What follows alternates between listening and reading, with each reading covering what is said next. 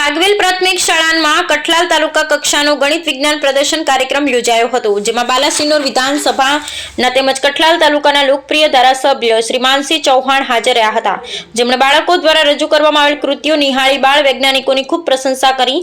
મેળામાં કઠલાલ તાલુકા વિવિધ ગામોના વિદ્યાર્થીઓ ઉત્સાહપૂર્વક ભાગ લઈ સર્જનાત્મક અને વૈજ્ઞાનિક વિચારધારા દર્શાવતા આકર્ષક મોડેલો રજૂ કર્યા.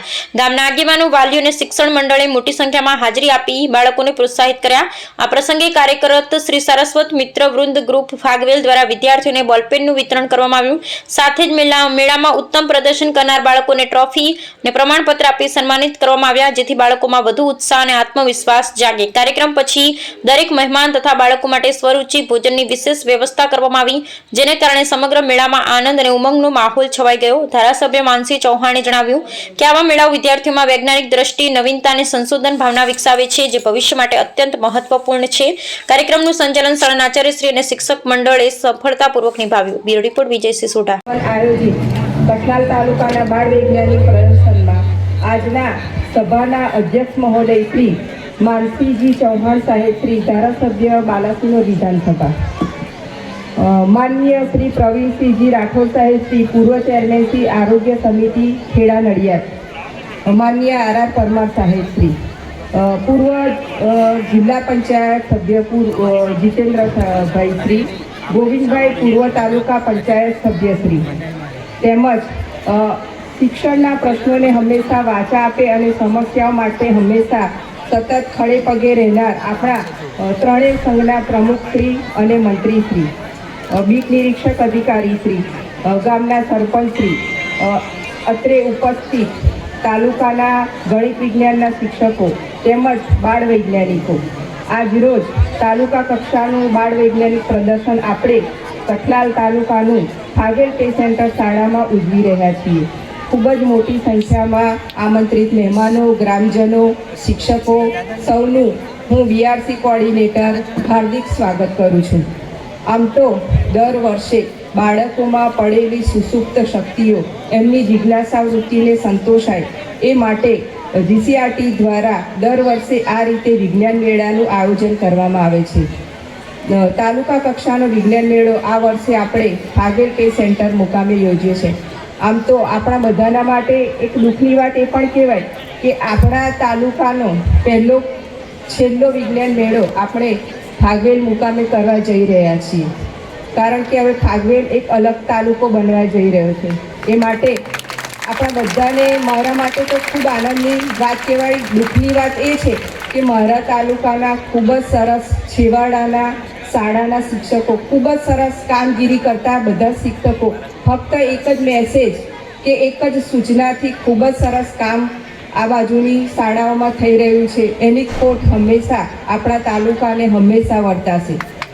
અને બીજું તો કહેવાનું કે ભગવાન ભાથીજી મહારાજના ધાર્મિક સ્થળ અને આવું આપણું તાલુકાનું સરસ મજાનું પ્લેસ, સરસ મજાની શાળાનો આપણે એટલે જ છેલ્લો આપણે વિજ્ઞાન મેળો અહીંયા રાખવાનું વિચાર્યું. એટલે ખૂબ સરસ રીતે આયોજન થયું છે. આખો વિજ્ઞાન મેળો આપણે સરસ રીતે પૂરો થાય એ માટે બધાને શુભેચ્છાઓ અને શુભકામનાઓ. ગણિત વિજ્ઞાનના શિક્ષક મિત્રો પોતાની આખું પ્રદર્શન પૂરું થાય આપણું એટલે પોતાની કૃતિ પર હાજર રહેજો. જે પણ નિર્ણાયક મિત્રો છે આપણા, એ તમારી કૃતિનું મૂલ્યાંકન કરવા આવશે.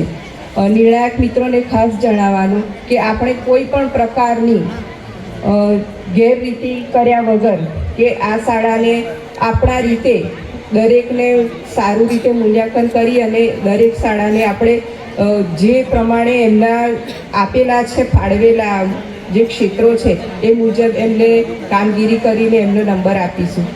આપણા તાલુકાના કુલ 16 ક્લસ્ટરની અત્યારે 80 કૃતિઓ 80 શાળાના શિક્ષક મિત્રો અને બાળ વૈજ્ઞાનિકો અત્રે ઉપસ્થિત છે. ખૂબ જ સારી વાત છે કે બધાએ ખૂબ જ ધગસથી અને ખૂબ સારી રીતે સીઆરસી કક્ષાના વિજ્ઞાન મેળામાંથી અત્યારે બીઆરસી કક્ષા સુધી પહોંચ્યા છે. અને આમાંથી 5 વિભાગમાંથી એક કૃતિ છે પ્રથમ કક્ષાની, એ હવે જિલ્લા કક્ષાએ જશે. આપણા બધા માટે એક આનંદની અને ગૌરવની વાત એ છે કે ઘોઘાવાડ ગત વર્ષે આપણે જે વિજ્ઞાન મેળો કર્યો હતો ને, એ વિજ્ઞાન મેળામાં ઘોઘાવાડા પ્રાથમિક શાળાના શિક્ષક, માર્ગદર્શક શિક્ષક શ્રી 2 બાળ વૈજ્ઞાનિક મિત્રોને લઈ અને રાજ્ય કક્ષાએ પણ વિજેતા થયા અને અત્યારે નેશનલ કક્ષાએ ભોપાલ ખાતે પણ એ વિજ્ઞાન મેળામાં ઉપસ્થિત છે.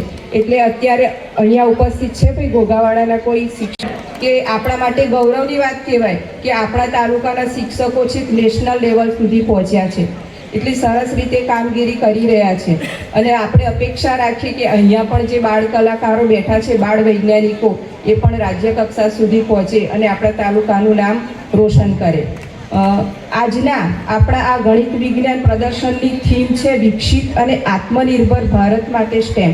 આપણે બધાય જાણીએ છીએ કે કોરોના કાળમાં આપણે ઘણી બધી મુશ્કેલીઓનો સામનો કર્યો. એ જ વખતે આપણા યશસ્વી વડાપ્રધાન મોદી સાહેબ આત્મનિર્ભર ભારત માટેનો એક સરસ મજાનો મેસેજ લાવ્યા હતા અને એ જ થીમ પર આપણે વિજ્ઞાન મેળો કરવા જઈ રહ્યા છીએ.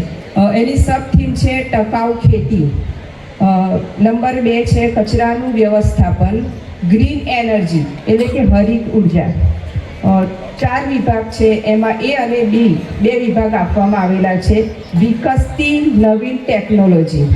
B વિભાગ છે મનોરંજક સંબંધિત ગાણિતિક મોડેલિંગ. વિભાગ 5 છે, એમાં 2 વિભાગ છે A અને B.